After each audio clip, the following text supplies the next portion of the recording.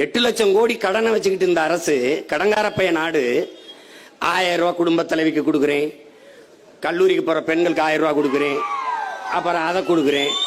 எங்க இருந்து கொடுக்குற? எங்க இருந்து கொடுக்க? உங்களுக்கு வெக்கமான சூடு சொன்ன எதுவுமே கிடையாதா?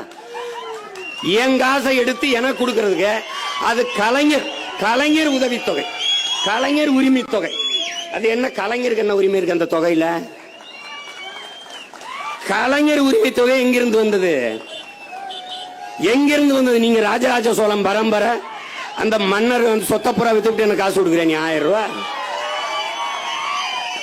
என்ன ஆத்தால பண்ணிட்ட எடுத்து எங்க சொந்தக்காரன் மாமச்சனை குடிக்க வச்சு கெடுத்து அவன்கிட்ட இருந்து காசை பறிச்சு ஆண்டு ஒன்றுக்கு 45,000 கோடி வசூலிச்சு அந்த காசுல 1000 ரூபாய் கொடுக்குற. அதான் 2 கிளவி பேசிட்டு போகுது, மாசமான 1000 ரூபாய் கொடுப்பாங்களாமேன்னு. இனிமே நம்ம எங்க மாசமாகிறது அப்படின்ட்டு இந்த வயசான கிளவி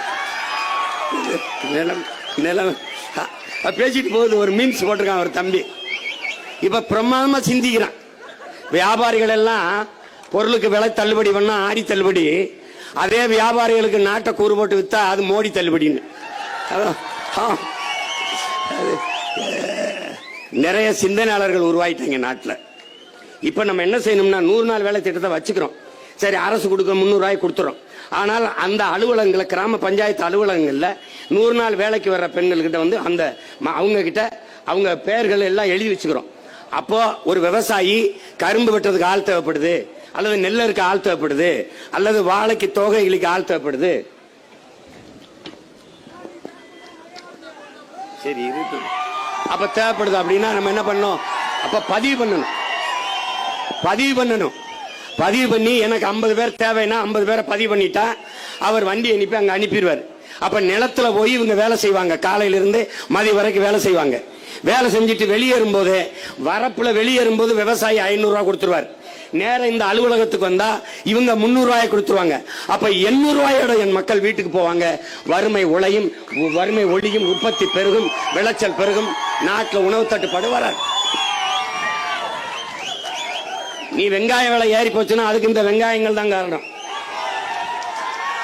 நீ எனக்கு ஓட்ட போட்டு விவசாய சின்னத்தில் வெள்ள வையே, நாட்டை எப்படி உயர்த்தி காட்டுறேன்னு பாரு. உலகத்துக்கு உணவை ஏற்றுமதி செய்வேன். உலகத்துக்கு நானே வேளாண்மை செய்வேன். சிற்றூர்களின் பொருளாதார வளர்ச்சிக்கு நான் என்ன செய்வேன்? தரமான கல்வியை அங்க நகர்த்திடுவேன். தரமான மருத்துவத்தை கிராமத்தை நோக்கி நகர்த்திடுவேன். என் மக்களின் வாழ்விடங்களை நோக்கி நகர்த்தி கொண்டு போயிருவேன். பிறகு என்ன பண்ணுவேன்? வேளாண்மை செய்தலை அரசு பணியா மாத்திடுவேன். நீ வந்து சாராய கடையில, டாஸ்மார்க்ல சாராயம் ஊத்தி கொடுக்கிறவன் அரசு பணியா இருக்கும்போது, உலகத்துக்கு சாப்பாடு போடுகிற விவசாயி அரசு பணியாளனா இருக்க கூடாதா? கவர்மெண்ட் எம்ப்ளாயர் இருக்க கூடாதா?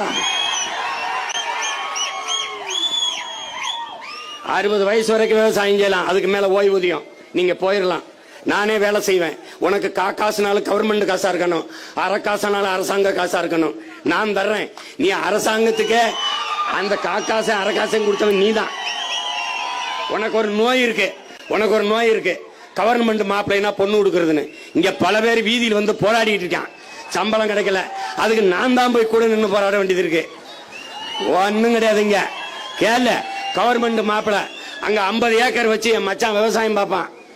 100 மாடு வச்சிருப்பான், 200 100 ஆடு வச்சிருப்பான். அவனுக்கு பொண்ணு கொடுனா பொண்ணு கொடுக்க மாட்டான். ஏன்னா விவசாயம் பார்த்துக்கிட்டு இருக்கான். காட்ட நம்பின பொழப்பு, வானம் பார்த்த பொழப்புன்னு கொடுக்க மாட்டான். துபாயில பீடா வைப்பான், அவனை தொழிலதிபர்னு கட்டி கொடுப்பேன். மாப்பிள்ளை என்ன பண்றாரு? மாப்பிள்ளை யாரு? சிங்கப்பூர் மாப்பிள்ளை. சிங்கப்பூருக்கே கட்டி கொடுத்துறியா, இல்ல சிங்கப்பூர்ல ஒருத்தன் கட்டி கொடுக்குறியா?